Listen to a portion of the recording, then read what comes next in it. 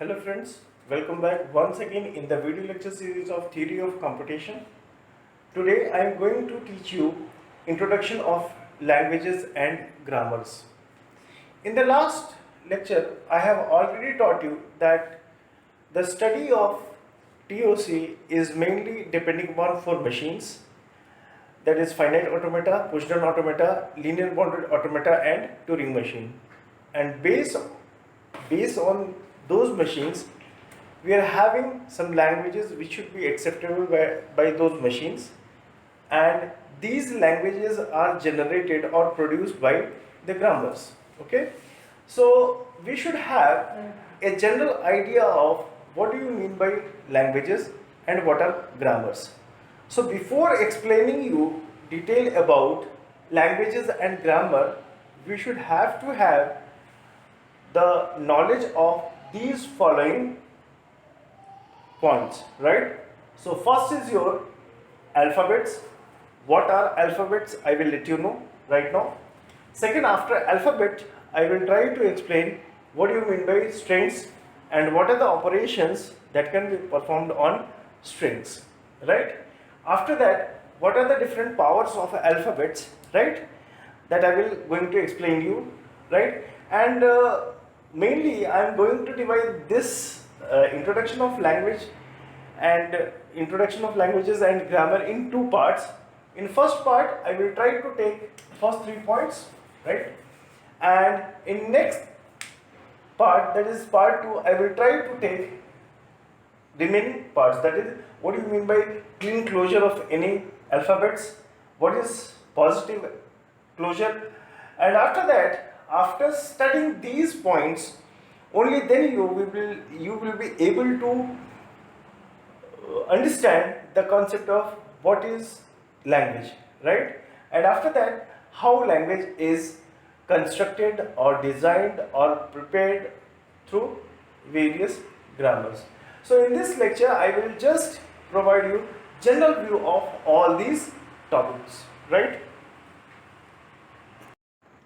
So let's start with the first topic, that is alphabets.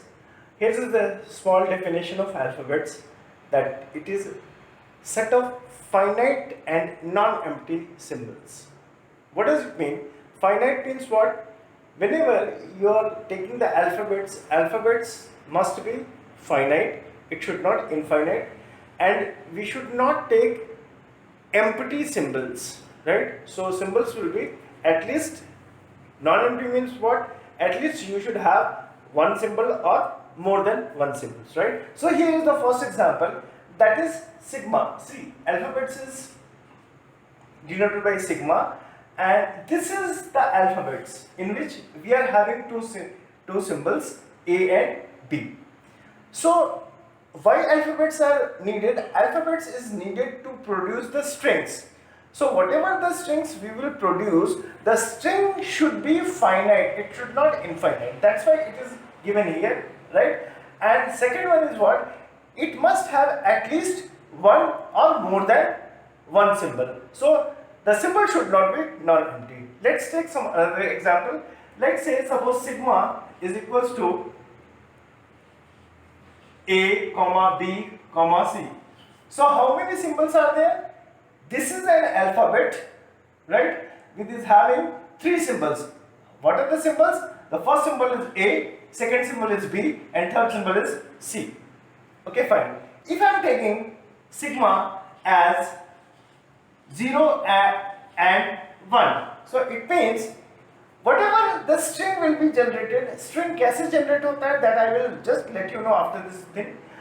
So whatever the string is generated, it is only with the help of 0 and 1 or 0 or 1. So we can say it is a binary alphabet. It is a binary alphabet. Alphabets, right? Fine. Now, if you are taking like 0, 1, 2, 3 up to 7, 8, 9. So what you are taking? You are taking 10 numbers. That is 0 to 9. So these numbers are what? These are the alphabets of decimal alphabets. This is of decimal alphabets. So in Hindi, whatever we are telling as akshar, right? In English, the same thing is known as your alphabets, like A, B, C, D, E, F, G, H, like that. Okay, fine. Let's talk about string.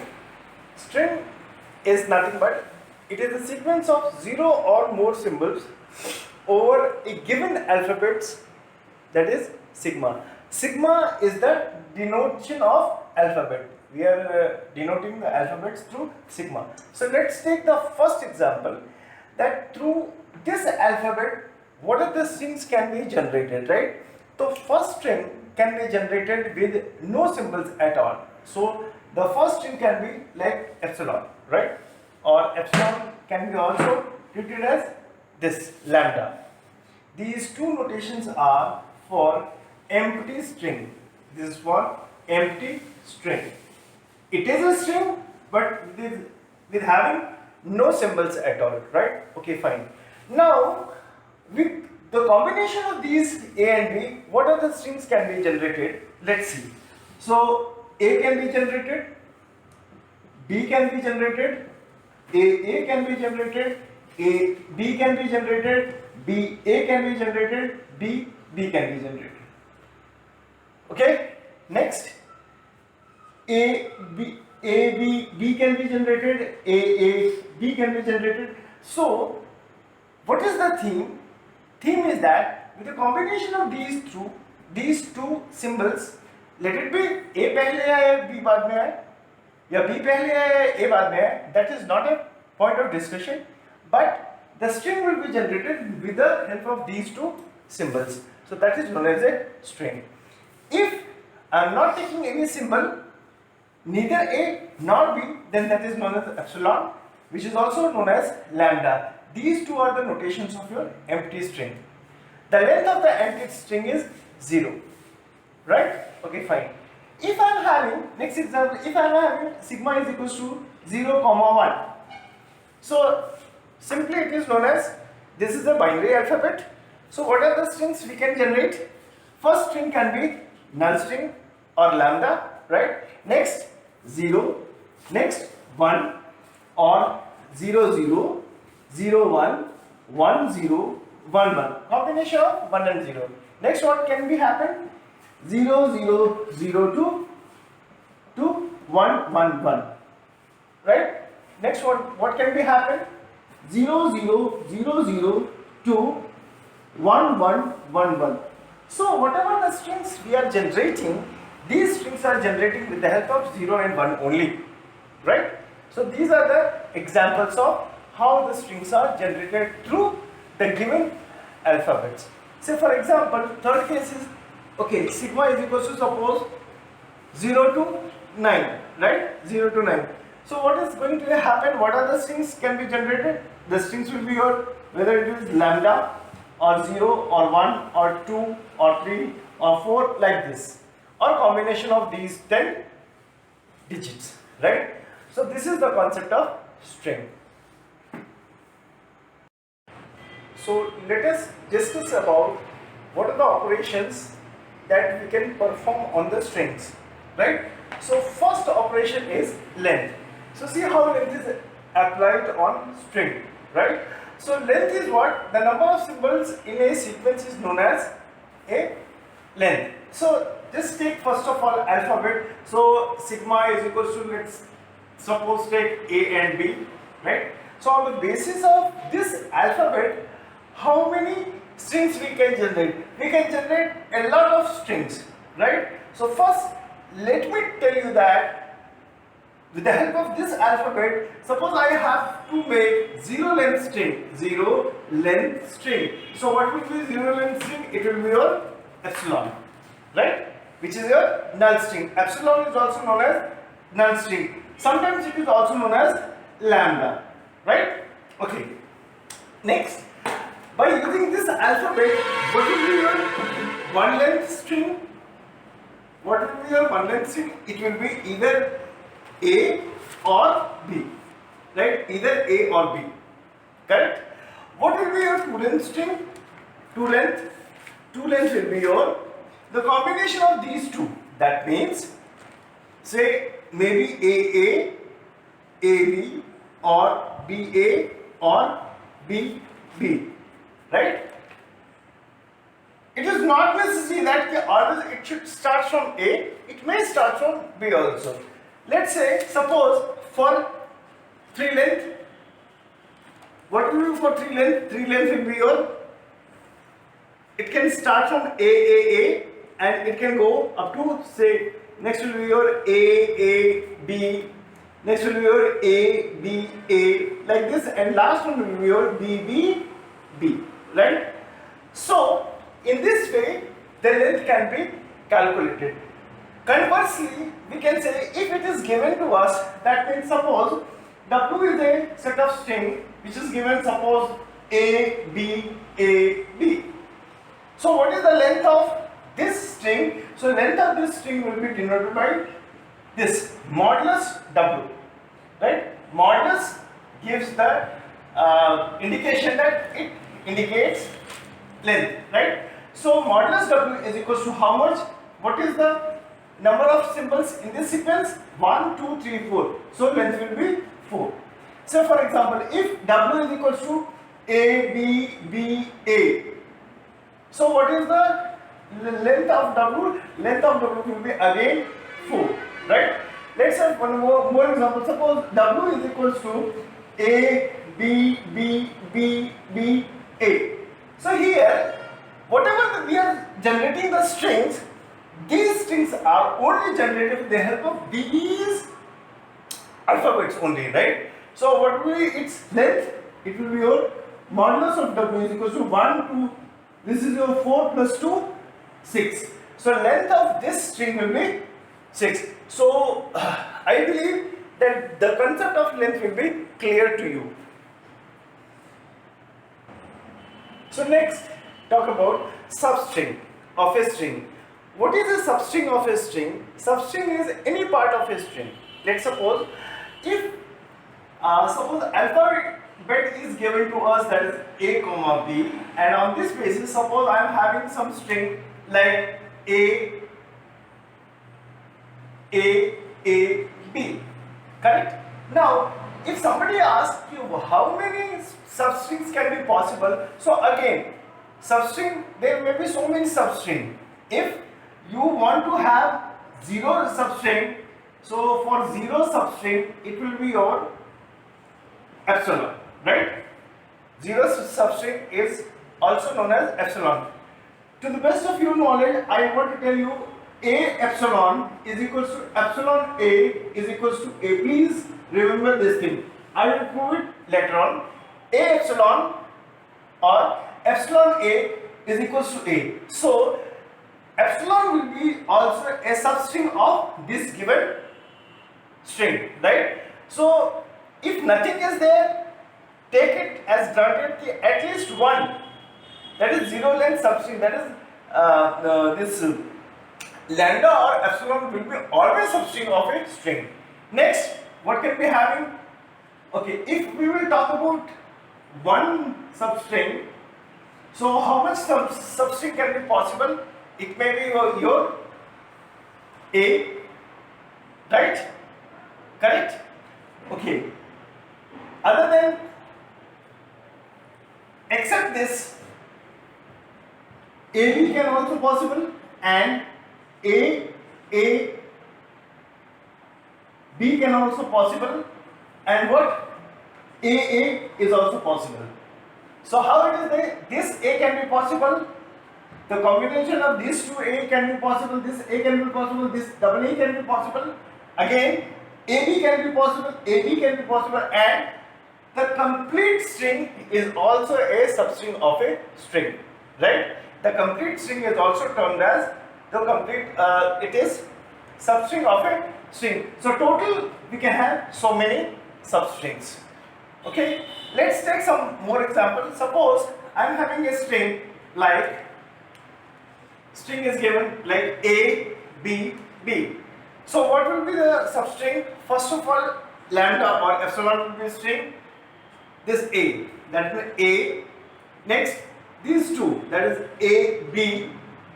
Next, A, B, B. Correct? Anything more? Yes, it can be possible that this B can be also taken, that is B and B.